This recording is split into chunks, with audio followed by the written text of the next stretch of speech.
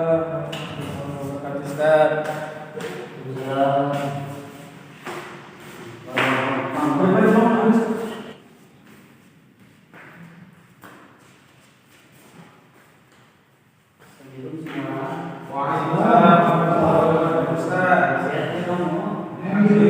Ya sejuknya ya, ulangi. Ya, Ustaz. Tapi jangan main game, mana main game. Oke, Ustaz. Penting deh kita belajar sekarang. Oke, betul. Jadi aku pernah bawa buku, Ustaz pernah bawa ya. Masih pada telepon. Kalau Ustaz lupa bawa kita punya buku pula. Jadi hari kita belajar apa nih? Macam geligak loh kitabnya. Kita belajar korban ya, Ustaz. Betul juga lah. Sebab anak kan minggu depan tuh ada haji kan, Ustaz. Jadi enggak belajar pasal korban. Nah, itu betul nggak, Pak? Betul. Nah, sebab kami pun pasal korban kurang nih, Ustaz. Jadi enggak juga lah belajar korban. Betul nggak, Ustaz? Betul. Nah, betul. Saya sokong. Terbaik. Ada salam sudah? Saya sudah pasal nih. Kalau Ustaz mau jawab saya. Ustaz, saya ada soalan pasal korbannya, Ustaz. Oke, yang pasal korban, Ustaz. Yang mana patut kita dahulukan, Ustaz? Apa itu korban Aidil Adha atau nazar, Ustaz? Nazar. Kamu pernah dengar gak pasal nazar? Pernah? Syam pernah? Nazar ini kan wajib dilakukan. Wajib, dia ada puasa nazar, korban nazar ada. Contoh macam nazar ini kan, kau ingin sesuatu, tapi kau berjanji kepada Allah untuk melakukan ini, begitu. Jadi dia wajib. Sedangkan korban Aidil Adha adalah sunat. Jadi kita mesti dulukan yang wajib dahulu. Seperti sholat juga. Kalau ada zuhur dan sholat sunat, kita mesti dulukan zuhur dulu, baru sholat sunat. Begitu juga kita mesti dulukan yang wajib dulu baru sunat. Yang besar baru yang kecil. Oke, paham? Oke, saya paham, Ustaz. Alhamdulillah, Ustaz. Terima kasih, Ustaz. Jadi nazar ini wajib, Ustaz. Yang masalah yang korban Aidil Adha, kalau kita tidak buat tidak apa itu kan? Ya. Jadi nazar ini kalau kita tidak buat tidak boleh, mesti buat juga kan? Ya. Oke, alhamdulillah. Terima kasih, Ustaz. Sama-sama. Farid jangan menghayal. Ada soalan lagi ya? Sebab korban yang penting nih, malu kita lagi kalau tidak tahu. Soalnya Ustaz, saya mau korban sapi. Tapi sebelum saya korban tuh dia lari. 4 hari baru jumpa. Ada dikira ibadah korban ini, Ustaz? Dia lari macam mana? Jogging kah? Dia jogging lah gitu, Ustaz. 4 hari baru jumpa? Kalau dia sudah limpas daripada masa korban sebenarnya kan, dia bukan dikira korban sudah. Dia akan dikira sebagai sembelihan biasa-biasa saja. Tapi insya Allah niat korban itu tetap ada, insya Allah. Paham sudah? Paham, Ustaz. Ada soalan lagi? Korban ini, Ustaz, kenapa kita perlu korban nih? Dan ada satu lagi soalan, bila saja kita berbuat korban nih, dia bila masakan atau ada masa tertentu? Jadi soalan tadi kan, kenapa perlu kita berkorban kan? Sebab untuk kita mengingati peristiwa Nabi Ibrahim dan Nabi Ismail. Nabi Ibrahim karena suruh Allah SWT untuk sembelih anak kamu. Pasti Nabi Ibrahim dia tidak bertanya-tanya, kenapa mesti korban? Kenapa anak aku ya? Kenapa hewan lain tidak? Dia tidak tanya begitu, dia terus korban. Pasti si Nabi Ismail pun heran dan jiwa, sebab dia tahu Allah itu yang menyuruhkan.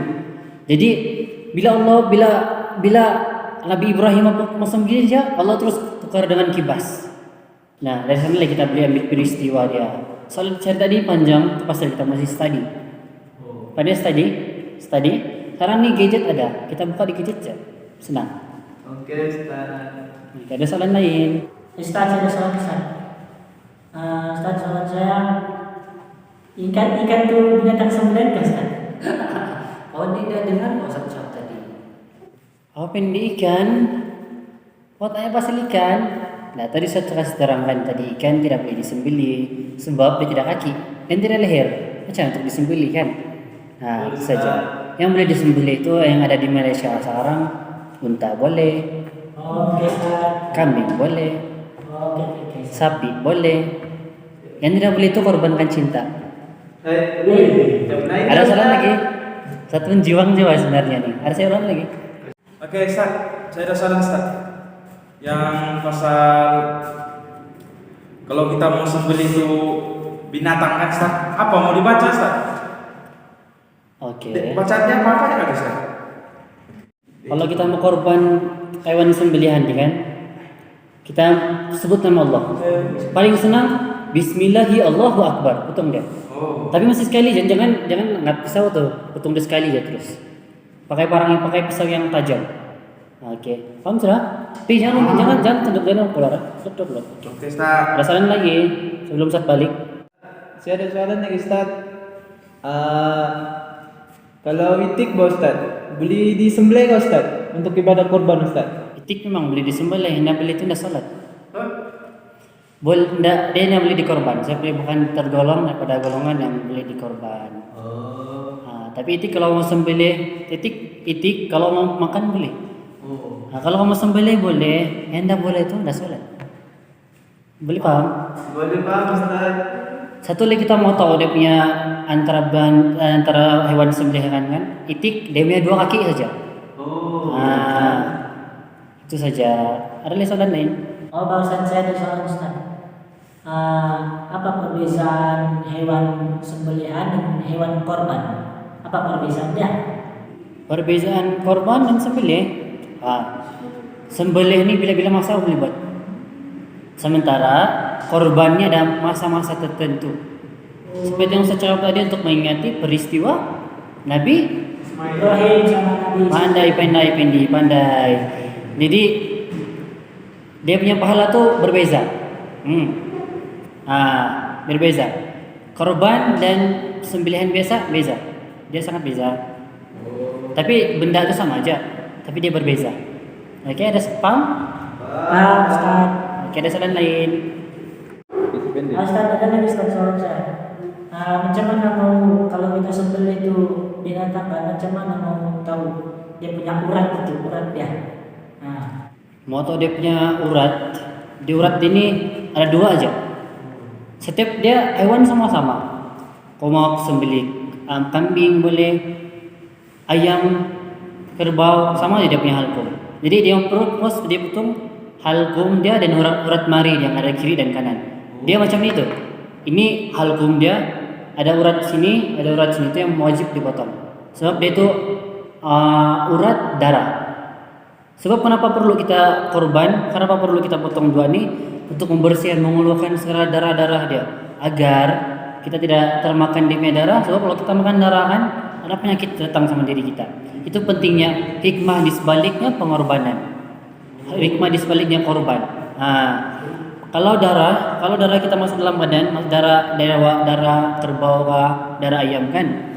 Kalau masuk dalam darah kita, tidak kemungkinan akan ada apa namanya itu? Virus, ada kuman-kuman dalam darah kita. Sebab itulah kita dilarang makan daging bergumpal yang berasal daripada darah.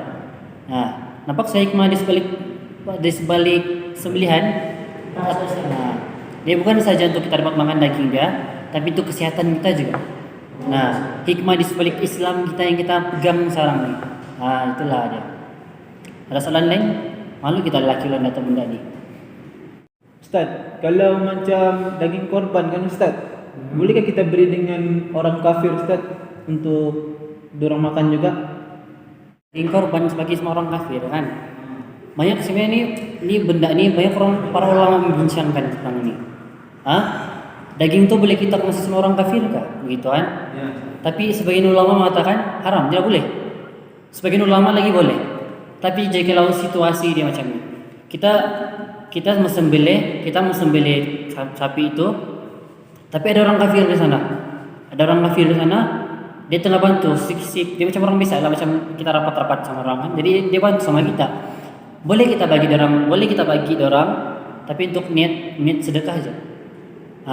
Tapi ada satu ulama yang mengatakan kita boleh bagi orang, tetapi untuk kita untuk kita bergaul, untuk kita menarik orang itu sebagai satu dakwah lagi pada kita.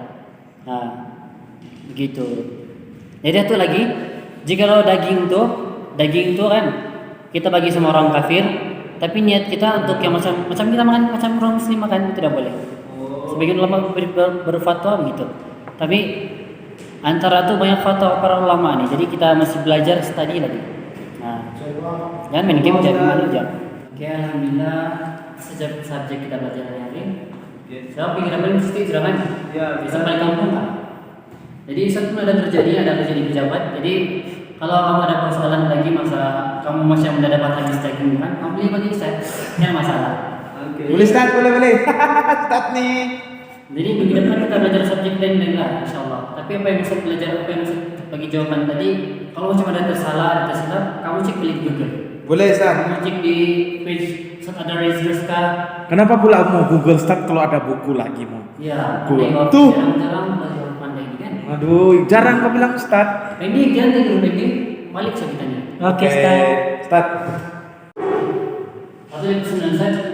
Nanti kalau balik kamu korban, kamu bagi-bagi kamu korban. Jangan kamu makan. Coba start.